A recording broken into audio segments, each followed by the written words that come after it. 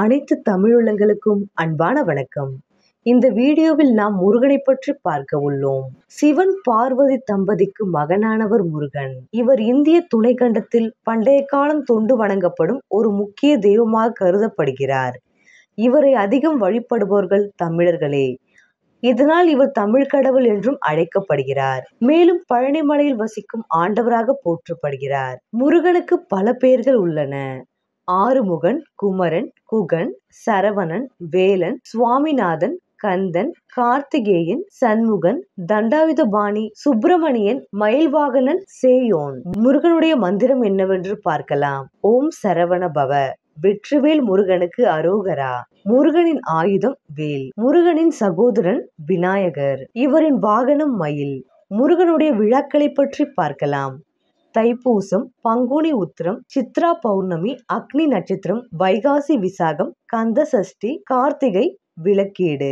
சிவபெருமான் தன் நெற்றிக்கண் நெருப்பினை வெளியிட அதை தாங்கிய வாயு பகவான் சரவண பொய்கை ஆற்றில் விட்டார். அந்த நெருப்புகள் 6 குழந்தைகளாக உருவெடுத்தன. அந்த 6 குழந்தைகளும் கார்த்திகை பெண்களிடம் வளர்ந்தன.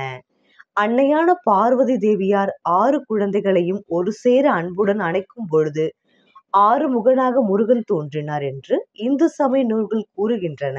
ஒரு சேர அன்புடன் அணைக்கும் பொழுது 6 முகனாக முருகன் தோன்றினார் என்று கூறப்படுகிறது. இவர் கணங்களின் அதிபதியான கணபதிக்கு தம்பியாக கருதப்படுகிறார்.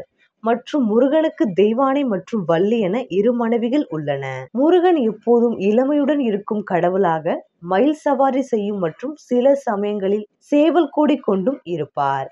அவர் தன் தாயார் பார்வதியால் வழங்கப்பட்டதாக கூறப்படும் வேல் எனப்படும் ஈட்டி ஆயுதம் பயன்படுத்துகிறார். பெரும்பாலான சின்னங்கள் அவரை ஒரே தலையுடன் பிரதிநிதிப்படுத்தப்படுகின்றன. முருக என்ற சொல்லிற்கு அழகு, இளமை என்று பொருள். ஆகவே முருகன் என்றால் அழகன் என்பது பொருளாகும். கார்த்திகை திங்கள் கார்த்திகை திருநாள் முருகப் பெருமானின் விசேஷ தினமாக கொண்டாடப்படுகிறது. வைகாசி திங்கள் விசாக நாள் இவரது பிறந்த நாளாக கொண்டாடப்படுகிறது. முருகப் பெருமான் சூரபதுமன் என்னும் அரக்கனை அழித்ததை ஒட்டி கந்த சஷ்டி எனும் திருநாள் மிகவும் சிறப்பாக கொண்டாடப்படுகிறது. தைப்பூசம் மிக முக்கியமான விழாவாகும். தைப்பூசம் தமிழ் மாதம் தையின் பூச நட்சத்திரத்தில் பௌர்ணமி என்று கொண்டாடப்படுகிறது.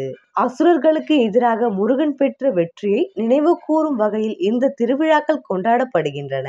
மேலும் காவடி ஆட்டம் சடங்கு நடைமுறைகளை உள்ளடக்கியது.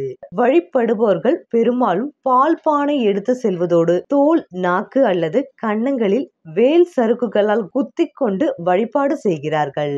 பங்குனி உத்திரம் பங்குனி மாதம் பௌர்ணமி அன்று உத்திரம் நட்சத்திரத்தில் சங்கமிக்கிறது. கார்த்திகை தீபம் கார்த்திகை பௌர்ணமி நாளில் கொண்டாடப்படும் தீப திருவிழாவாகும். வைகாசி விசாகம் முருகனின் பிறந்த நாளை கொண்டாடுகிறது. தமிழகத்திலும் தமிழர்கள் வாழும் பிற இடங்களிலும் அமைந்துள்ள முருகன் ஆலயங்கள் நடைபெறும் பல்வேறு வகையான வழிபாடுகள், காவடி எடுத்தல், அலகு குத்துதல், பால்குடம் எடுத்தல், முடி இறக்குதல் மற்றும் பாத யாத்திரை, முருகன் கோவில்கள், முருக வழிபாடு தமிழ்நாட்டில் மிகவும் அதிகம் காணப்படுகின்றன. அறுபடை வீடுகள் திருப்பரங்குன்றம் சூரபத்மனை போரில் வென்ற பின் இந்திரன் மகனான தெய்வானையை மணந்த திருத்தலம் இது. திருச்செந்தூர் அசுரன் சூரபத்மனோடு முருகன் போரிட்டு வென்று வெற்றி வாகையை சூடிய திருத்தலம் இது. பழனி மாங்கனிக்காத தமையன் விநாயகரோடு போட்டியிட்டு தோற்ற கோபத்தால் தண்டாயுதபாணியாக நின்ற திருத்தலம் இது. சுவாமிமலை தன் தந்தை சிவனுக்கே பிரணவ மந்திரத்தை ஓதி தகப்பன் சுவாமியாக காட்சி தரும் திருத்தலம் இது. திருத்தணி சூரனை வதம் செய்த பின் சினம் தணிந்து குறவர் மகள் வள்ளியை மணந்த திருத்தலமாகும். பழமுதிர் சோலை ஔவைக்கு பழமுதிர்த்து வள்ளி தெய்வானையோடு காட்சி தரும் திருத்தலமாகும். முருகன் ஏன் 2 திருமணம் செய்து கொண்டார் என்று தெரியுமா?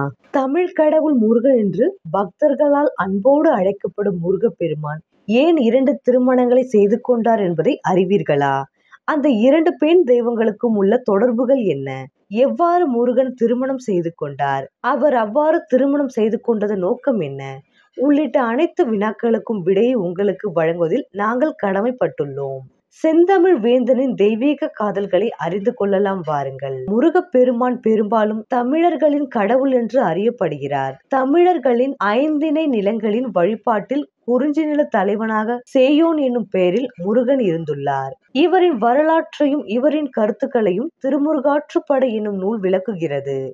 ஆற்றுப்படுத்துதல் என்றால் நெறிப்படுத்துதல் அல்லது வழிகாட்டுதல் என்று பொருள். முருகன் மக்களுக்கு வழிகாட்டுவதால் திருமுருகாற்றுப்படை எனப்படுகிறது. மேலும் தமிழர்கள் அதிகம் வசிக்கும் பகுதியான குறிப்பாக தென்னிந்தியா, மொரீஷியஸ், இந்தோனேஷியா, மலேசியா மற்றும் சிங்கப்பூர் ஆகியவற்றில் முருக வழிபாடு சிறப்பாக நடைபெறுகிறது. இந்தியாவின் தமிழ்நாட்டில் அமைந்துள்ள முருகனின் மிக முக்கியமான 6 கோவில்களை முருகனின் அறுபடை வீடுகள் என்று அழைக்கிறோம். முருகனின் வேல் வெற்றியின் அடையாளமாக பார்க்கப்படுகிறது.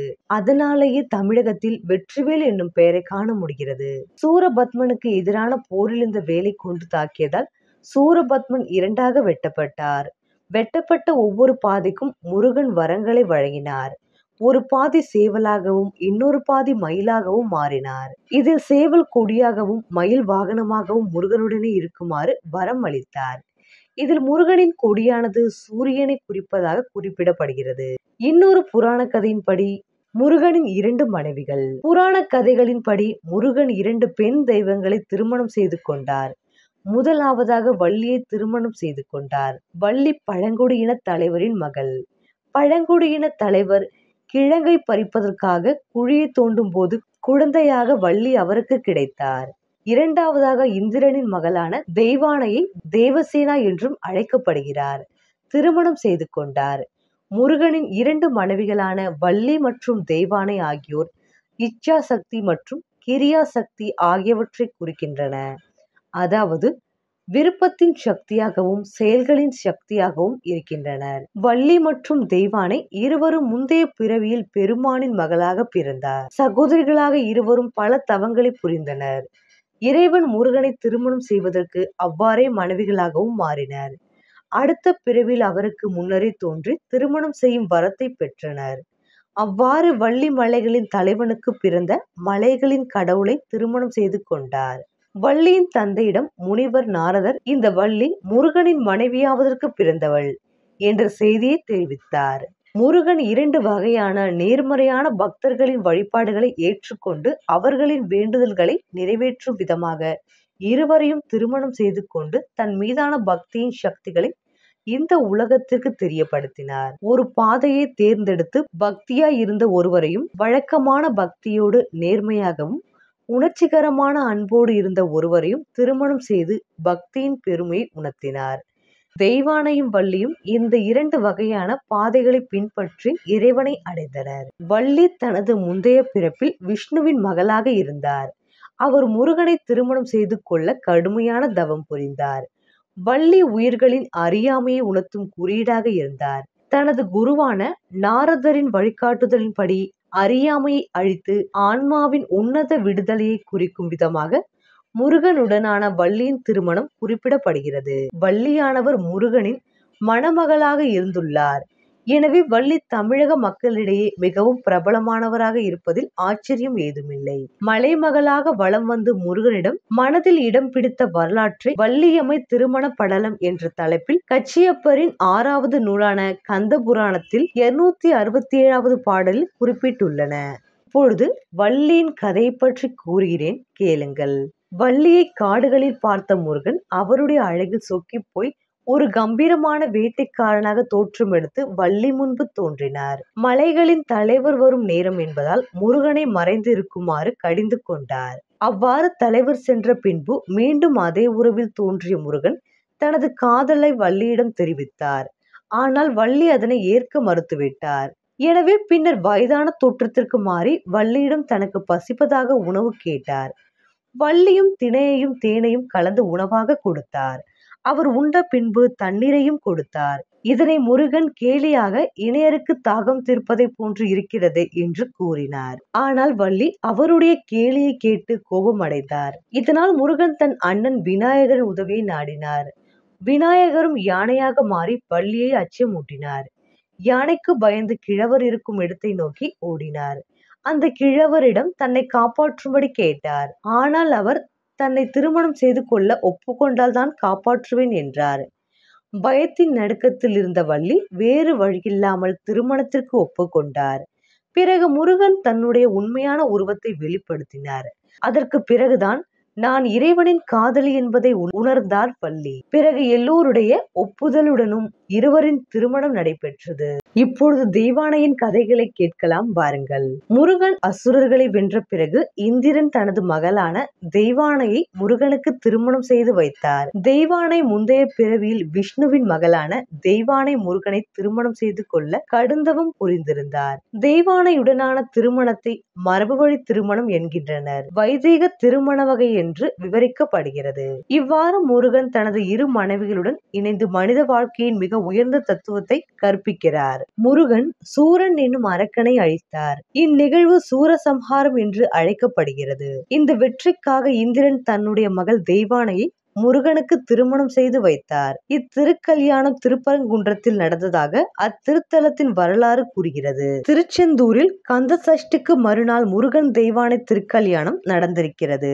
முருகப்பெருமானின் அவதாரத்தை பற்றி பார்க்கலாம். முருகப்பெருமான் அவதாரத்தின் நோக்கமே அசுரன் சூரபத்ரனையும் அவனது சேனைகளையும் அழித்து தேவர்களை காப்பதுதான். அவனை மயில் மற்றும் சேவலாக மாற்றி மயிலை வாகனமாகவும் சேலை கொடியாகவும் ஏற்றுக்கொண்டார். சூரபத்ரனை முருகப்பெருமான் சம்ஹாரம் செய்ததால் தேவர்கள் துயரம் நீங்கினர். முருகப்பெருமானுக்கு தன்னுடைய நன்றியை செலுத்தும் வகையில் இந்திரன் தனது மகளாகிய தெய்வானையை திருமணம் செய்து கொடுக்க விரும்பினார். தெய்வானை திருமணம் திருப்பரங்குன்றத்தில் இனிதே நடந்தது. திருமண விழாவில் பிரம்மா விவாக காரியங்கள் நிகழ்த்த சூரிய சந்திரர்கள் ரத்ன தீபங்கள் தாங்கி நிற்க, பார்வதி பரமேஸ்வர் பரமானந்தம் எய்தி நிற்க, இந்திரன் தெய்வானையை தாரை வார்த்து கொடுக்க முருகப்பெருமான் தெய்வானையை திருமணம் செய்து கொண்டதாக கூறுகிறது. பாவங்கள் போக்கும் சரவண பொய்கை.